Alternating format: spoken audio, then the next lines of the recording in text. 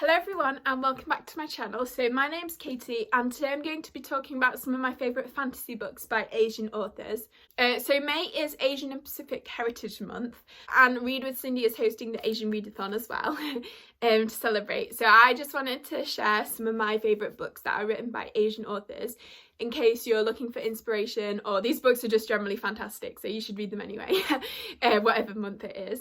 But yeah, and I also wanted to do a few shout outs to some of my favourite Asian booktubers. So I am a pasty white person, so I can't really speak to like the actual like authenticity of any of these books, but I did really enjoy all of them, and they are all like, well, own voices, kind of. They're fantasy, so they can't be exactly, but you get the kind of gist. So the first book I'm going to talk about is a recent favourite, and that is The Sword of Kaigen by M.L. Wang. So I just love this book so much. It was like so emotional, and the setting was super cool as well, like the magic system. It was kind of like Avatar: The Last Airbender, like waterbenders, and like bloodbenders, but like on crack. It's so cool. They have these like blade things which they can like make a blade out of ice. And yeah, so in this book we're following Misaki, who is a mother, and also her son Mamoru, and they are living in this village in this place called the Kaigenese Empire. And in this world there's like quite a lot of technology and stuff, but in the Kaigen Empire it's quite like backwards, so they don't have a lot of the technology. They're more like a kind of simplistic like traditionalist society. So they don't have a lot of the technology, so they're this kind of like fighter peninsula, so they've been like indoctrinated into believing they're like sword and shield of the empire, so they will like defend against any incoming invasions. And it's basically just following like their family and how they're responding to this like threat of there's this other empire who are coming to like invade. So it's like following that, and then also you're following just kind of Misaki's journey, because when she was younger she kind of has a lot of regrets about her past. I don't want to say too much because I think it's quite good going into it not knowing too much, but yeah, so she's kind of coming to terms with that and how she can kind of live in the present more than the past, if that makes sense. So yeah, it's just an amazing book and I'd highly recommend reading it. So then the next book is the Jade City and Jade War by Fonda Lee. So I'm not sure I've talked about this like too much on my channel, although it is like one of my favourite series. I definitely mentioned it in my favourite series video, but anyway, so this one is like, I always think of it as like, it's kind of like Peaky Blinders, but like in a fantasy setting. So kind of following this like crime family, like mafia family. But yeah, I really love it. The characters are also great. Yeah, the characters are also great. And in this world, there's like, jade is kind of like this commodity, and the country like controls the jade for like the whole world.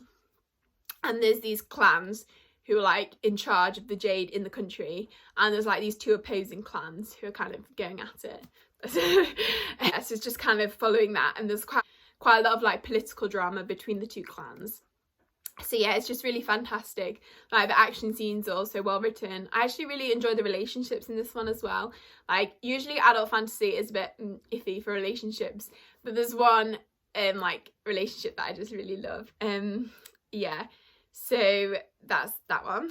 Then the next one is The Poppy War. This is actually the sequel, The Dragon Republic, but this is the only one I own, by R.F. Kuang. So yeah, this series is just so good. It's so epic, and I think it explores the kind of human like factors of war really well. So kind of how humans respond and the really like hard consequences. So I think often in fantasy the wars and stuff can kind of just be glossed over. But this one like really explores like in depth how the characters kind of feel about it and how they react to it. And yeah, so in The Poppy War we're following Rin, who she goes to this kind of military academy initially, and she kind of learns a bit of magic there as well. This is a really poor summary. Yeah, she learns a bit of magic there, and yeah, the characters are all a bit crazy. And then in this world there's a lot of like political turmoil. So towards like the second half of The Poppy War, it starts to become like more of a like military war fantasy, and The Dragon Republic is definitely quite like a military fantasy, which I really loved, and I like all the like manoeuvring that goes on, and the characters are so great as well. Like Rin, she's such a dumbass, but I love her. And Kitai, he's so precious. And yeah, and Nez there as well, I really like him. He's quite yeah. I don't really want to say too much about him. Yeah, and then like Alton's just a disaster, but he's great. So yeah, so I really enjoyed this series, and I'm so excited for The Burning Guard. And then next I want to talk about a YA series, and that is The Gilded Wolves by Roshani Chokshi. So I know this one has quite a lot of mixed reviews, but I actually really enjoyed it when I read it. And yeah, I think it has some really important commentary on different social issues, and I just really loved all the characters. Like, and I know people compare it to Six of Crows, but I don't think it's that similar. Like, it has a very different tone to start with. And yeah, I just think, I mean, I guess it's like a band of misfit characters, but I would say it's more like similar to, I don't know what. But yeah, I don't think it's really like Six of Crows. But I do think if you like Six of Crows, you're probably more likely to enjoy it, I guess. I don't know. Yeah. And it's set in the hotel setting as well, which I think is really cool. And it's basically just this group of like characters trying to track down a like mystical artifact. I think that might be wrong. It's been a while since I read it, so I can't quite remember. But yeah, and it's just the kind of, it's mainly about the like character interactions and them like coming together. So yeah, I really enjoyed that one. So then the next one is a graphic novel actually, and that is Monstress by Majorie Liu and Sana Takeda.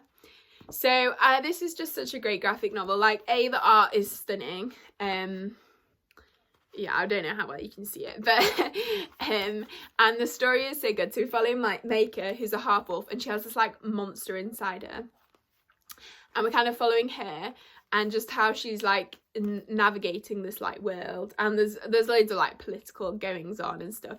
I do think the first volume takes a little while to like get situated in the world, and it did take me a little while to like be properly invested in it, but once I was in, like I was in. And yeah, the characters are so great. There's Kipper, who's this like little fox. She's there and she's just so precious. I love her so much, and she has this like big bushy tail, and she always like hugs it when she's scared, and that's just so cute. But yeah, this is a really great series, and I think it has a lot of kind of appeal to like anyone.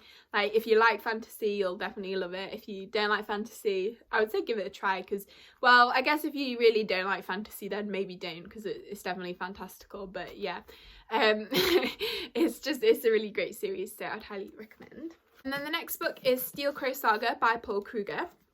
So this is a fantasy. What a surprise. But yeah, this one follows 4 characters, and they're kind of teaming up to defeat this like I think it says in the synopsis, an unstoppable killer with dark magic or something. But yeah, it's just a really fun story, and it's kind of, it reads like you're watching an anime, and there are some like fairly blatant references. Like, I think there was one that's talking about someone's like teacher of Lieutenant Hawkeye. But yeah, it's just a really like fun book, and the magic system's quite cool as well. They have these almost like Pokemon type things where they have these kind of shadow like animals that they can like project, like, no, not project, yeah, project, I don't know. Yeah, it's really cool. And one of the characters as well is called Beaky, the bird like thing, so that's quite funny. But yeah, it's just a really fun book, and if you're just kind of looking for like a lighter fantasy that'll like make you smile, then I'd highly recommend this one. And then next is the Shadow of the Fox series by Julie Kagawa. So I recently read the last 2 in this series. This is the first one. And I really enjoyed them. I remember thinking this one was like solid, but like not that it was like going to be my favourite series or anything.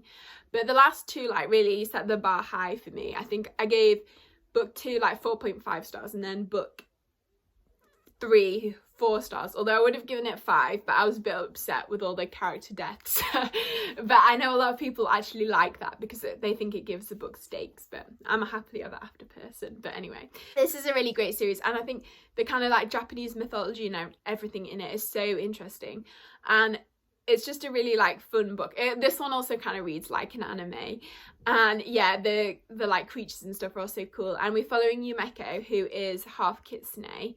And at the beginning, she's like living with these monks, but then they're like, the monastery gets like attacked, and she has to kind of keep this scroll safe. And then she teams up with this like grumpy swordsman called Tatsumi, and yeah, and he's actually looking for the scroll, but he kind of like teams up with Yumeko, not knowing she has it. But yeah, it's just quite fun. And there's other characters as well. I think the reason I preferred the other two is because you don't get as much of the like extra characters in this one. You're kind of just meeting them.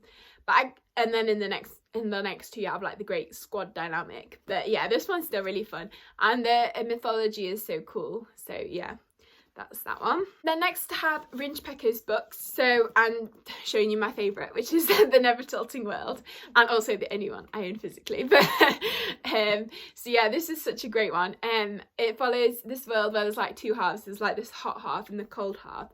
And then you're following these two princesses who are sisters, but they don't know they're sisters. They were like separated at birth. And yeah, one is the like princess of the cold half and one is the princess in the hot half. And yeah, they're just going on this like separately but at the same time, going on these quests to try and get to like the rift in the middle. And yeah, it's just such a great book. The relationships are both so great. So there's like two main relationships and I just love them both. And yeah, the characters are also amazing, and yeah, the magic system's really cool. It's quite elemental, like similar to Avatar: The Last Airbender. And I think this book also has some really great commentary on climate change as well, which I think is so important and really nice to see. So yeah, that's that one. And then the final book I'm going to talk about is Empire of Sand by Tasha Suri, and also its sequel, which I think is Realm of Ash. So this is just a really great series. It's kind of, I would say it's maybe steering towards the more romance fantasy side of things, but yeah, it's really atmospheric, and the magic system's so cool. It's like kind of almost ghosts or like spirits, which I just thought was so fascinating. There's like this scene where she's like dancing and like summoning all these spirits and like talking to them, and yeah, that's just so fascinating. So in the first book we follow Mare, who is like sent away from her family, and then she gets into like this arranged marriage, I think. So yeah, it's a bit of a slow burn romance. I can't remember the plot too well. I'm a very poor booktuber. I should have researched it beforehand. I'll know for next time. But yeah, it's just such a great series, and I think if you like City of Brass, which is also a great series by the way, you really love this one. So yeah, so that is all the books I was going to mention. So I just wanted to shout out a few of my new favourite like small booktubers. So the first one is Tammy Tries to Read. So she is so great. I love her videos so much. Like I think I've watched every single one so far, and yeah, she just has great recommendations and really great taste in books. And yeah, she likes Stormlight Archive, so great taste. Yeah, her videos are just such a joy to watch, and they're such good quality as well. So yeah, she deserves so many more subscribers, so you should all go and check her out. And then next is Rue's Reading Corner, who is also a Stormlight fan. If you want to get a shout out on my channel, all you have to do is read Stormlight. No, that's not true. Yeah, so yeah, her videos are just so great. She recently did a vlog, I think, where she was reading The Poppy War and also Aurora Burning. But yeah, that was such fun to watch. And yeah, she's just really well spoken, and I can't wait to see more of her videos in the future. Then next is Susan is Reading. So she has such great commentary on like books and also social issues. She's so sassy. I love watching her videos. Yeah, she has a great video called Being Asian During the COVID-19 Crisis, which I think is such an important video, and I would highly encourage everyone to watch it, especially if you're not Asian, because I think it's so important to get other people's like perspectives on the world. So yeah, I would highly recommend that video, and also her channel in general.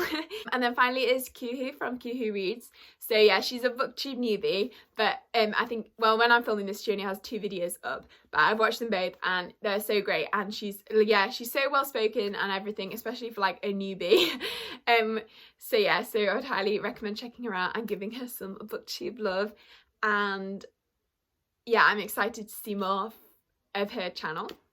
So yeah, so that is everything. So I hope you all enjoyed the video. So please comment down below if you've read any of these books or you're interested in any of these books.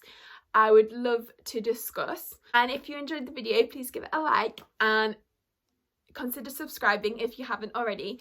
And I hope you're all having a great day, and I will see you next time.